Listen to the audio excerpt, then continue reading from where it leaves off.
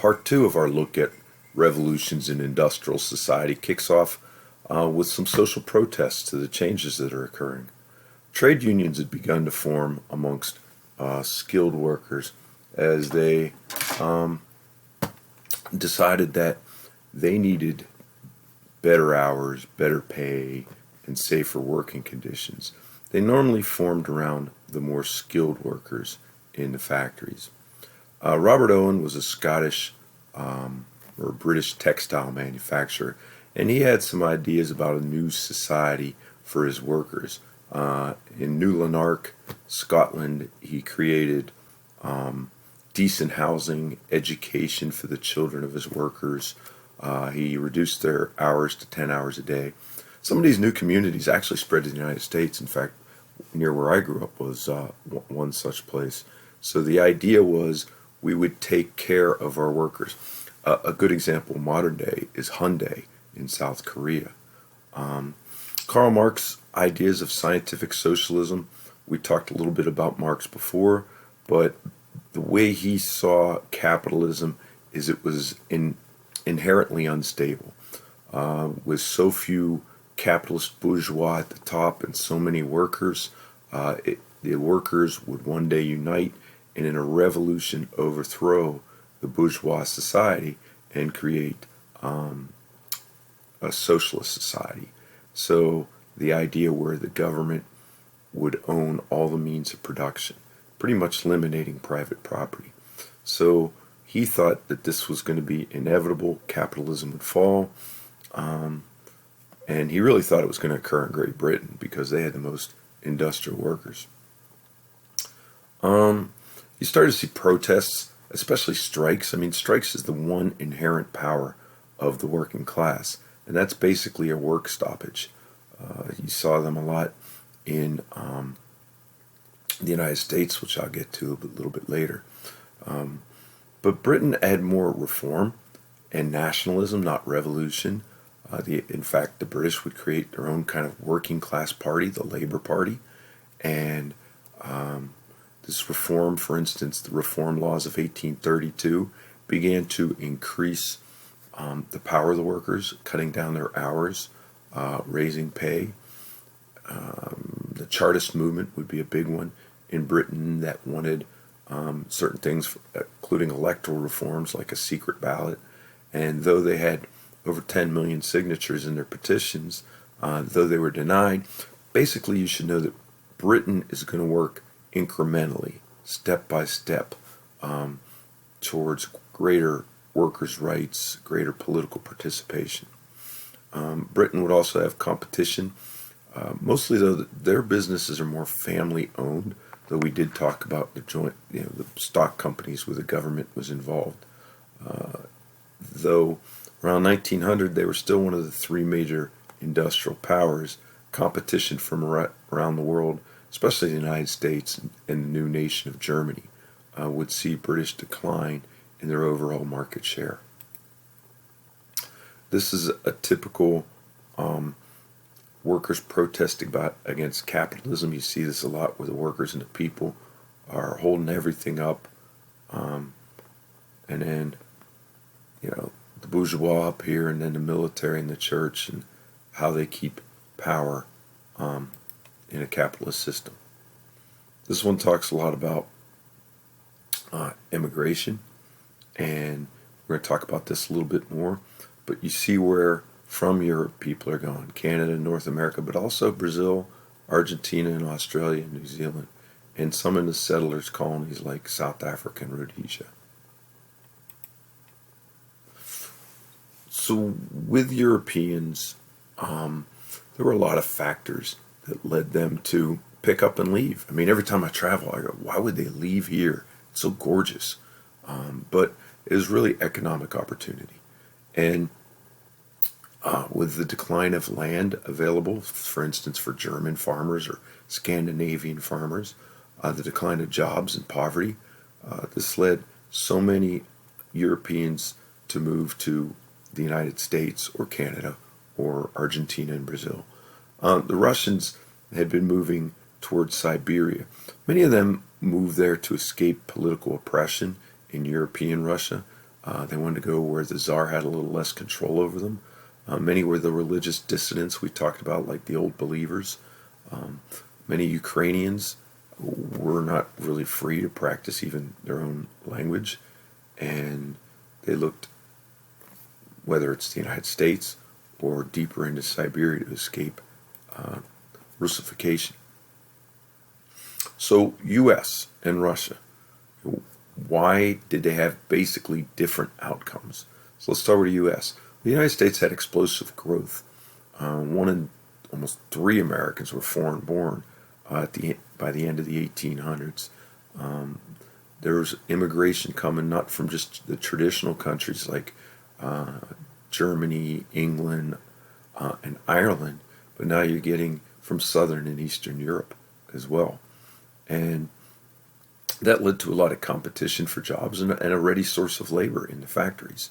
The United States had long had pro-business legislation, whether it was tax breaks to railroads to expand when we wanted to push westward expansion, or breaks for the formations of corporations. In fact, he saw a lot of very powerful business moguls in the United States, guys like Carnegie and Vanderbilt and Rockefeller. The United States produced products for a mass market. Basically, we made and sold things to fellow Americans. In fact, later on, the first real advertising, Sears Roebuck or Montgomery Ward, was created to push consumerism. I mean, if you think about the United States, we still to this day are extremely consumer oriented.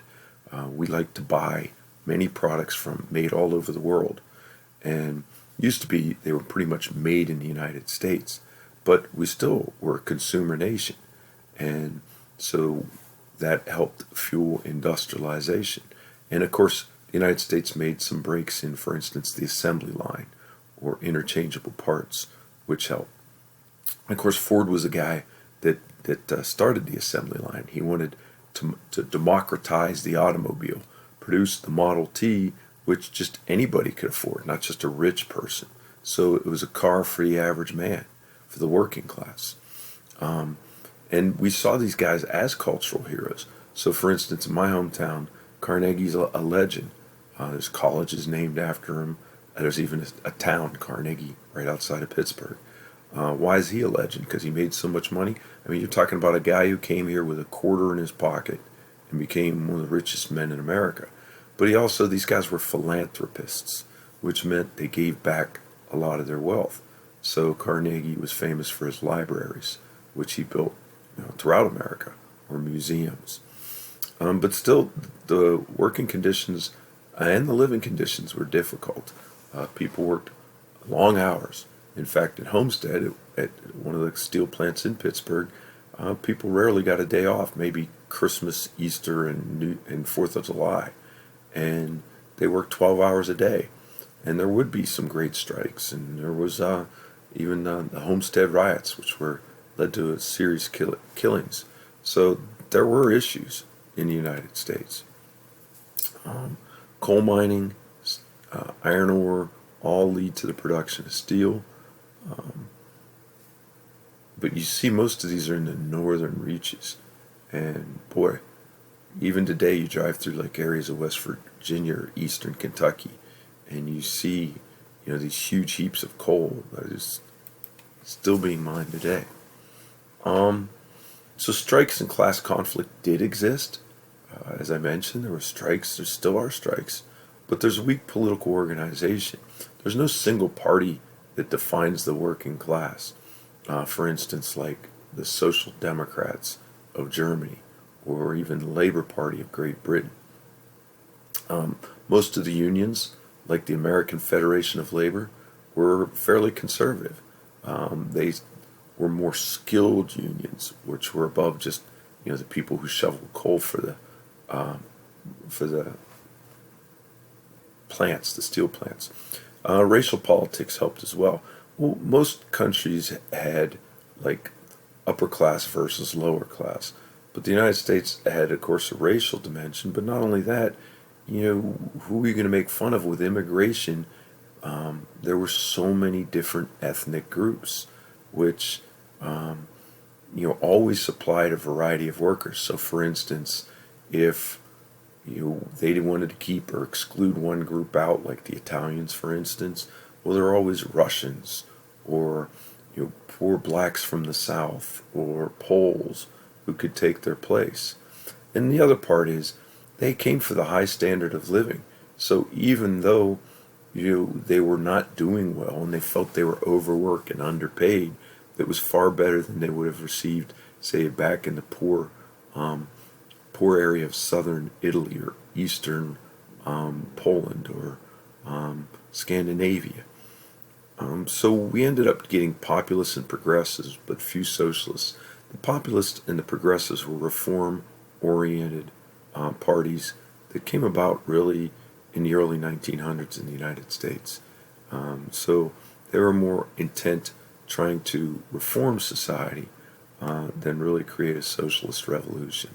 And one other thing about the United States is America loves individualism, and socialism was seen as denying individualism, and Americans feared big government and loved private property and consumerism, and the fear was socialism would deny Americans that. Russia was the complete opposite, mainly because they long had a history of elites, the boyars, and then the poor, the serfs.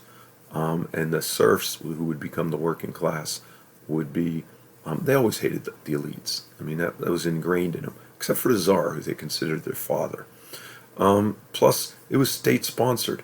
In Russia, it was top-down. It really occurred after Russia lost the Crimean War in the 1850s to Britain, the Ottoman Empire, and France. And the reason they thought they lost is because they were more industrialized. So the Tsar wanted, well, he'd free the serfs, Tsar Alexander II, but he wanted the boyars to establish factories. This led to rapid industrialization, but that produced a lot of social conflicts because the serfs, though given their freedom, were now in the factories where they felt like they were just serfs all over again, with long hours and poor pays. So what began to arise was a group of intelligentsia, as the Russians called them, which were kind of like the educated who favored socialism. They were very radical. Many of them were anarchists who wanted no government. So they would often go to stir up the peasants in the countryside or the workers in the cities. And this is a good example of these Russian capitalists who were previously the boyars, just kind of trading their workers or their serfs like bundles. So in Russia they would form, the other good point to make is the United States had political outlets. That's always been a great way to blow off steam when you're upset at the government. Well, vote the bums out. Probably heard that all the time. I don't like any party. Well, Russia really didn't have that. They didn't even have a parliament. But Russia, by the end of the 1800s, had been moving towards some type of self-rule. For instance, they had what they called zemstvos, which these zemstvos were like local political councils that could decide on like road building or schools. But eventually, the Tsar would grant a Duma, which is a parliament, and the Social Democratic Labor Party arose. The idea that we should have some type of representation. This would lead to the revolution of 1905. Well, first of all, the Tsar didn't really listen to this. Well, in 1905, Russia lost the Russo-Japanese War, and the people were feeling like there's no way we should lose to Japan. Something must be rotten. So what they end up doing is they begin rioting and striking, and so the Tsar granted them a parliament, Nicholas II, a Duma. Unfortunately, he's not going to listen to this parliament, but in what was called the October Manifesto, he created the Duma. Unfortunately, as I said, the Duma doesn't have a lot of power, and voting rights were not very extensive. This led to a lot of revolutionary parties, groups like the Nihilists that wanted to destroy everything. Many were the People's Will that carried out like a terror campaign. Many people think some of the world's first terrorist organizations grew out of Russia in the late 1800s and the early 1900s. In 1917, Lenin Vladimir Ilyich Ulyanov and his Bolshevik party would overthrow the Tsarist state and create what would become known as the Soviet Union.